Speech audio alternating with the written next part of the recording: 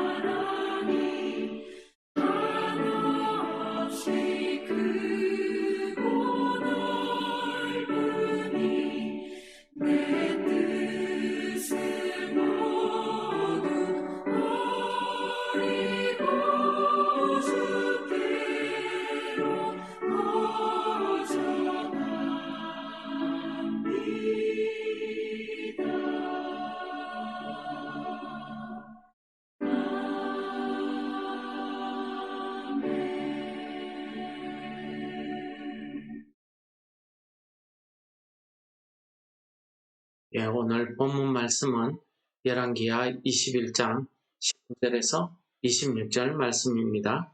봉독하겠습니다. 아몬이 왕이 될 때에 나이가 22세라 예루살렘에서 2년간 다스리니라.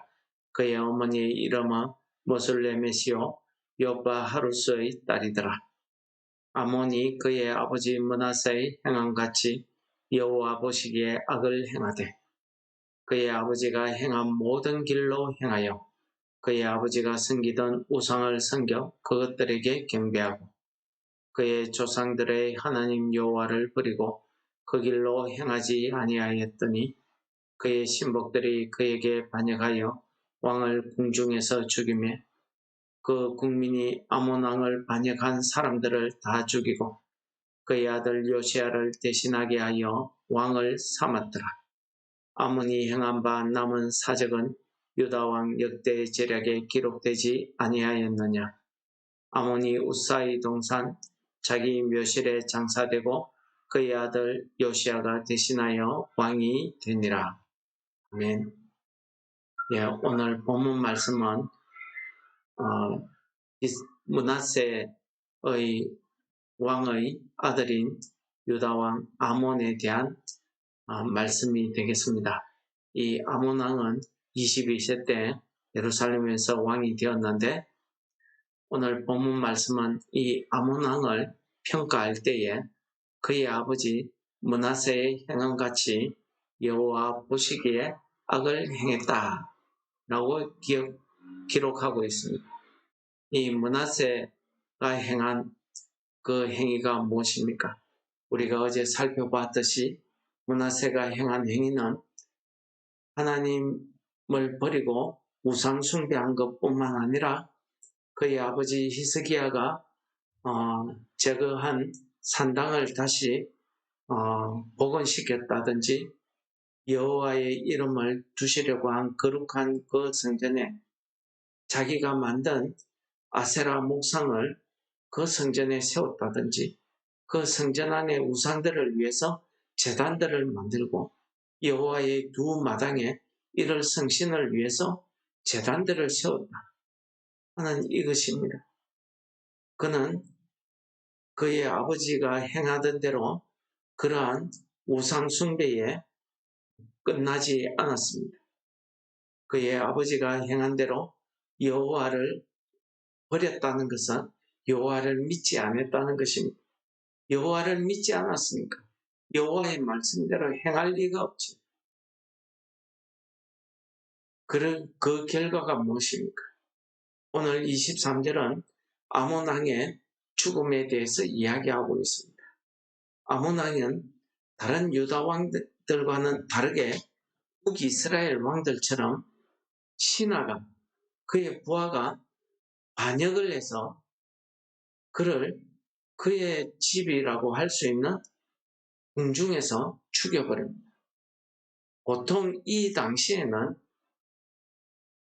반역을 해서 왕을 죽인다는 것은 그 왕이 죽음으로 그의 왕조가 끝나고 새로운 왕조가 시작되는 것을 의미하고 있습니다.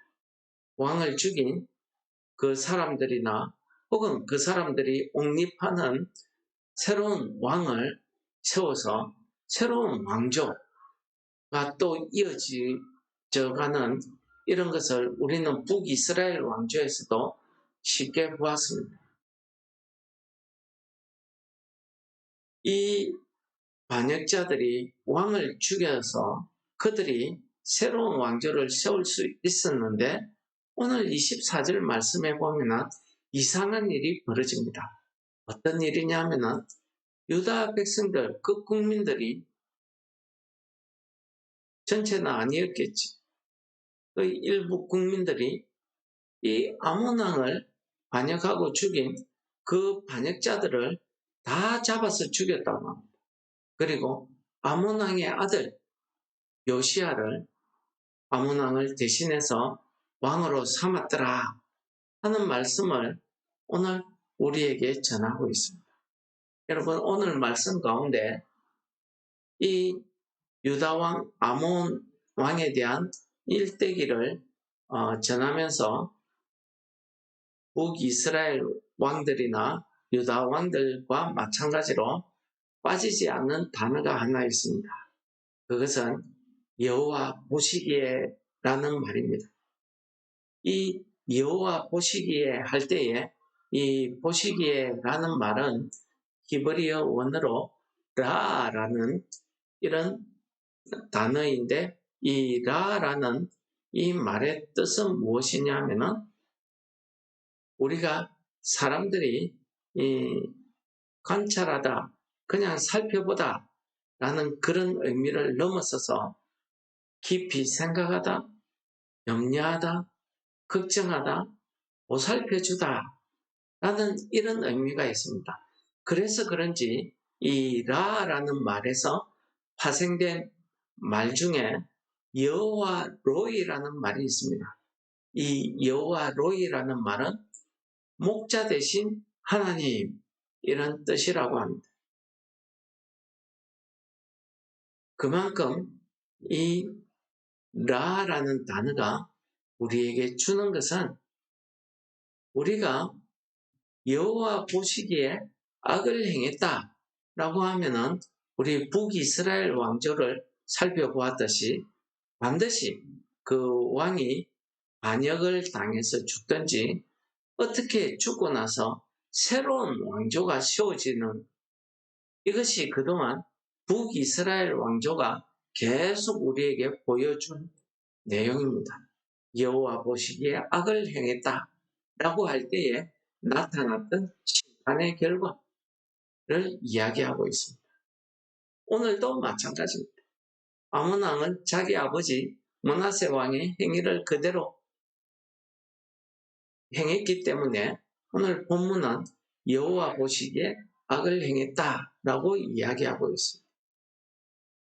우리가 이 말대로 하면은 23절이 너무나 당연한 결과로 다가옵니다.